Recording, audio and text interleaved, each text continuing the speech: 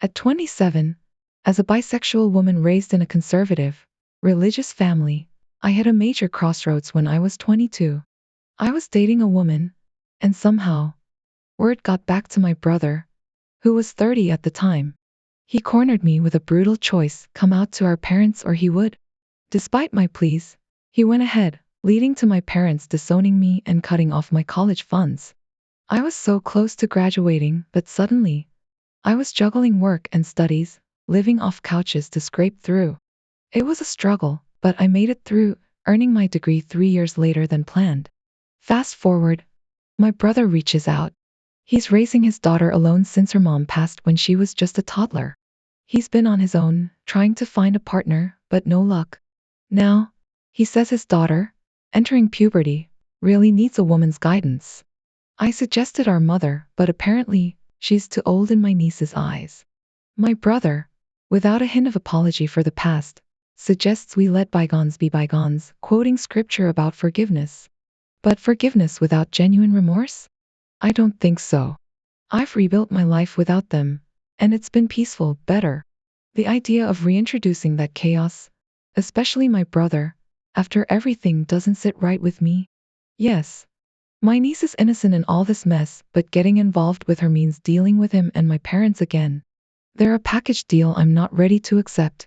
So, am I wrong for not wanting to step into the mentor role for my niece, given the history with my brother?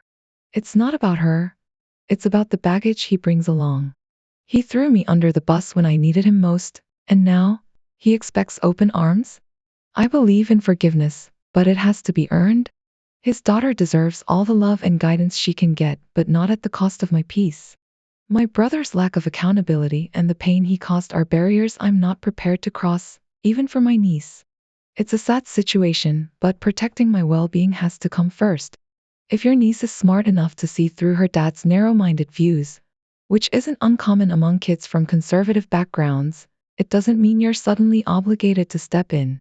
However, it's hard to ignore when you know there are youngsters out there desperate for someone who isn't part of the same toxic mindset they're surrounded by.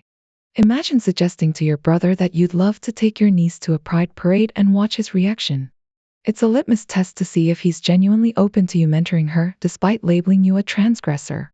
Your approach could be to spend quality time with your niece, aiming to gently guide her away from the narrow views she's been exposed to.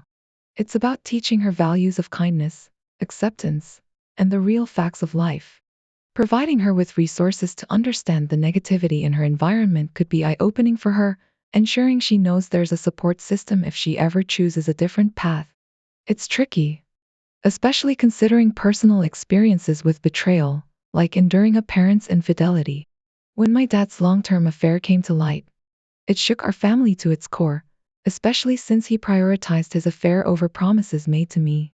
My sister chose to maintain a relationship with him, even after the affair led to a marriage and eventually, a niece I've never met. The situation took a tragic turn when both parents passed away, leaving my niece orphaned.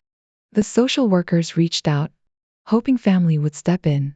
Despite the emotional turmoil, my 19-year-old sister bravely decided to take on the responsibility, dropping out of college and moving to a larger apartment to create a stable home for our niece.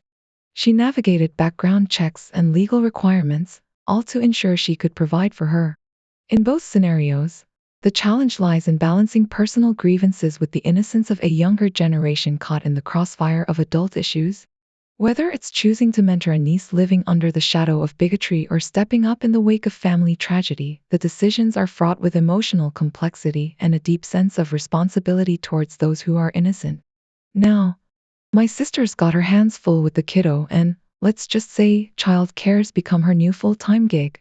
She knew better than to hit me up for favors, so she went straight to our mom, laying it on thick. She was all, "If you love me, you'll help me out here. It's about giving a chance to my little one, even though you're still not over dad's mess." My sister really knows how to lay on the guilt, telling mom it was her shot at mending bridges, making it sound like a now or never deal. Mom was torn. She confided in me, saying the whole situation was a no-go for her. The thought of stepping in as a caregiver for that child was too much, but she also couldn't shake off the feeling that saying no would drive a wedge between her and my sister. I was straight with her, saying it'd be a disaster all around. Not just a bad fit, but it could end up making everyone miserable, including my sister, who might end up resenting both mom and the child. Mom decided against it, and sure enough, my sister was on the phone, accusing me of meddling. I played it cool, pretending I was out of the loop, but she wasn't buying it. She lashed out, calling me heartless, vowing to make sure the little one knew exactly how I felt about her. I stood my ground, telling her I had no obligations here and wouldn't say sorry for speaking my mind to our mom. My sister called me cold and cruel, saying I didn't care about her or the situation. I couldn't hide my indifference towards the child, a constant reminder of dad's affair. She argued that didn't give me the right to influence our mom's decision, but in my eyes, my sister had dug her own grave by taking on such a massive responsibility at 19, derailing her future in the process. It's baffling how the system even allowed such a young, inexperienced person to adopt, effectively putting both their futures at risk. She must thought it'd be all cute and cuddly until reality hit. Had mom agreed to help, she'd likely end up doing all the heavy lifting. Everyone's missing the point here. This isn't about who's right or wrong. It's about an innocent child caught in the crossfire of our family drama, a child born into a new chapter of dad's life, not the scandal everyone's fixated on. The bitterness and resentment toward our father have unfairly spilled over onto her. It's clear that keeping a distance is best if we can't move past our grudges. Maybe therapy could help us sort through these feelings, offering a chance to mend fences with my sister, if not for the sake of the little one. But until then, staying away might be the kindest thing, sparing her from the toxicity of unresolved hate and blame for circumstances beyond her control. Switching gears, I'm not exactly a fan of driving, and my sister, well, she's got this thing against seatbelts and loves giving me a hard time about it. She thinks I'm over the top for insisting on safety, but hey, that's just how it goes sometimes. Then, 2 weeks back, while I was driving her and a friend to catch a movie, something totally unexpected happened. Something huge was in the road, looked like it might have fallen off another vehicle. I slammed on the brakes and swerved. My sister, predictably unbuckled, flew forward and smacked into the back of my seat. Thankfully, no one was hurt, but boy, was I shaken up. After the movie, I flat out refused to pick them up, leaving my mom to do it. Since then, I've put my foot down, no driving her anywhere, and my folks are on my side. She's missed out on a bunch of hangouts with friends because either my parents were too busy or just didn't want to drive her. Here's the kicker, she's got this super important lacrosse game coming up. It's a big deal to her and her team. When my parents asked me to drive her because they couldn't, I said no way, not happening. Fast forward to Thursday night. The game's looming, and she tries to guilt trip me into driving her, promising she'll wear her seatbelt this time. She's desperate, doesn't want to let her team down. Yada yada. But I'm like, imagine if you'd been seriously hurt in an accident? That'd really let your team down, huh? She's crushed, her team's peeved at her, even the coach. And yeah, she's probably learned her lesson now. We'll buckle up for sure, but it's the principle, you know. She's only complying because she needs something. My parents are ticked off at me, saying I've got to drive her because they've invested so much in her lacrosse thing. And yeah, I might feel a bit more comfortable driving her now, knowing she'd actually wear the seatbelt, but I'm sticking to my guns. Am I being unreasonable here? Not in my book. It was terrifying what happened, and she had her chances. She could find another ride. What happened to carpooling? Uber, taxis? They're there for a reason, right? It's a well-known fact that Uber and other cab services have a strict no-go policy on ferrying kids solo to any destination. The risks? Way too high in today's world. Plus, in most places, if someone's riding shotgun without a seatbelt, guess who's on the hook? Yup, the driver. Now, my sister's whole I'm invincible act is not only reckless, but it's putting me in the hot seat too. Seems like she's on track for learning some tough lessons the hard way. Here's a thought. How about giving her one last shot? I could drive her, but with a clear ultimatum. If she even dares to unbuckle during the ride, I'm flipping a U-turn and we're heading straight back home. If she's truly turned a new leaf, she'll stick to her word. If not, well, we're right back where we started, and she misses out. Not sure if I'm missing anything here, but giving it a shot might not be the worst idea. Still, the ball's in my court, and I've got to do what sits right with me. And let's not even start on the distraction it causes, having to constantly check if she's buckled up or not.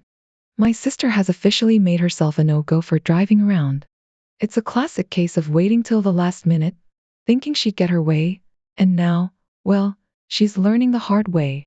Now, switching gears a bit, my ex, we split 4 months back when she took a job abroad. Tough break, but I managed.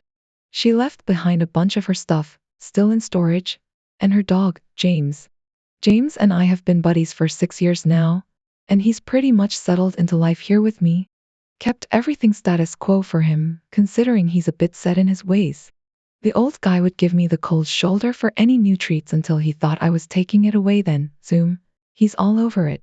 But life threw us a curveball. James got sick, really sick, with a twisted stomach. The vet laid it out, surgery was an option, but it was pricey, and there were no promises James would even pull through. I had to make one of the toughest calls ever and ask the vet to gently guide James over the Rainbow Bridge. It was heart-wrenching. Later, when my ex's mom bumped into me and inquired about James, I shared the painful news. Her reaction was sympathetic until she relayed the story to her daughter. My ex called, accusing me of ending James' life out of spite. I was dumbfounded, hung up, and blocked her. My intentions were never malicious. After she left, I poured my heart into caring for James. The thought of contacting her crossed my mind, but her delayed responses made it impractical. Am I the bad guy here? Absolutely not. James became more than just a pet under my watch. He was part of my world. It's bewildering that she'd think I'd act out of spite. The loss of James is a sorrow I carry, not a point of contention. And then there's this other situation. Dining out in Italy, my friend and I ended up near a group of American tourists. When one of them, let's say Hannah, stepped away, her so-called friends wasted no time tearing her down. They mocked everything from her emotions to her academic struggles. My friend and I felt awful for Hannah. It struck us. Who would want to be stuck in a friendship like that?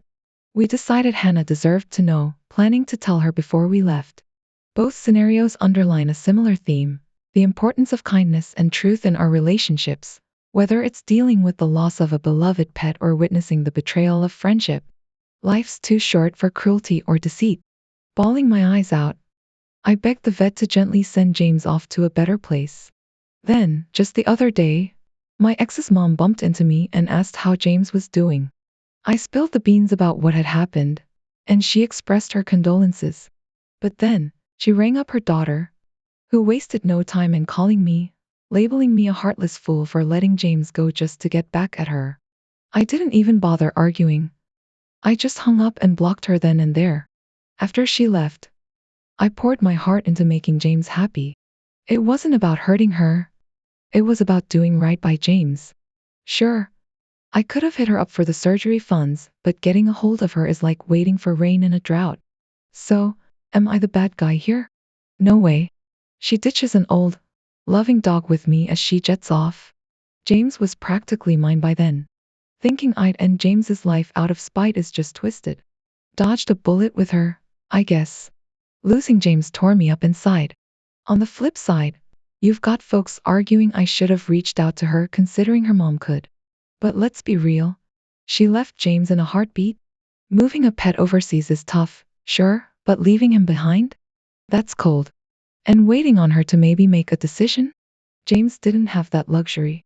I made the call for a peaceful end, not out of malice but mercy. James was my buddy, not hers.